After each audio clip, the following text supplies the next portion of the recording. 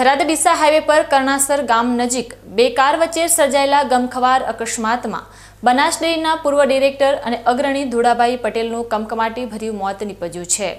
જ્યારે અન્ય બે વ્યક્તિઓ ગંભીર રીતે ઘાયલ થતા પંથકમાં અરેરાટી સાથે શોકની લહેર વ્યાપી ગઈ છે।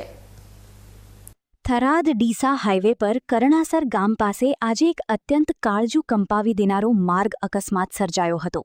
જેમાં બે વૈભવી કારો સામસામે ધડાકાભેર અથડાઈ પડી હતી।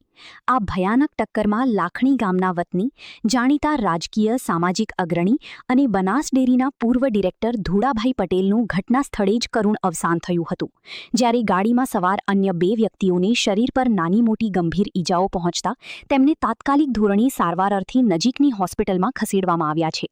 અકસ્માતની આ ઘટનાને પગલે હાઈવે પરથી પસાર થતા સ્થાનિક લોકોના અને વાહન ચાલકોના મોટા ટોળેટોળા ઘટના સ્થળે ઉમટી પડ્યા હતા અને પોલીસ કાફલો પણ તાબડતોબ દોડી આવ્યો હતો। પંથકના એક દિગ્ગજ અને લોકપ્રિય આગેવાનના મોતના સમાચાર વાયુવેગે પ્રસરતા જ થરાદ માર્કેટયાર્ડના વાઇસ ચેરમેન મહેરામભાઈ, અગ્રણી ઠાકરશી રબારી અને મોલિકા પટેલ સહિતના અનેક રાજકીય તેમજ સામાજિક નેતાઓ સરકારી હોસ્પિટલ ખાતે દોડી આવ્યા હતા, જ્યાં મૃતકની લાશની પોસ્ટમોર્ટમ અર્થે ખસેડી પોલીસે અકસ્માતનો ગુનો નોંધી આગળની કાયદેસરની તપાસ શરૂ કરી છે। આ ગંભીર અકસ્માતને પગલે હોસ્પિટલ પહોંચેલા અગ્રણી ઠાકરશી રબારીએ વહીવટી તંત્ર અને નેશનલ હાઈવે ઓથોરિટી સામે આક્રોશ ઠાલવતા ગંભીર આક્ષેપો કર્યા હતા કે આ રોડ પર જે કામગીરી ચાલી રહી છે તેના કોન્ટ્રાક્ટરની ઘોર બેદરકારી અને ડાયવર્ઝન કે સાઇનબોર્ડના અભાવના કારણે જ અવારનવાર આવા જીવલેણ અકસ્માતો સર્જાય છે અને આજે પંથકે એક મહામુલા આગેવાન ગુમાવવાનો વારો આવ્યો છે।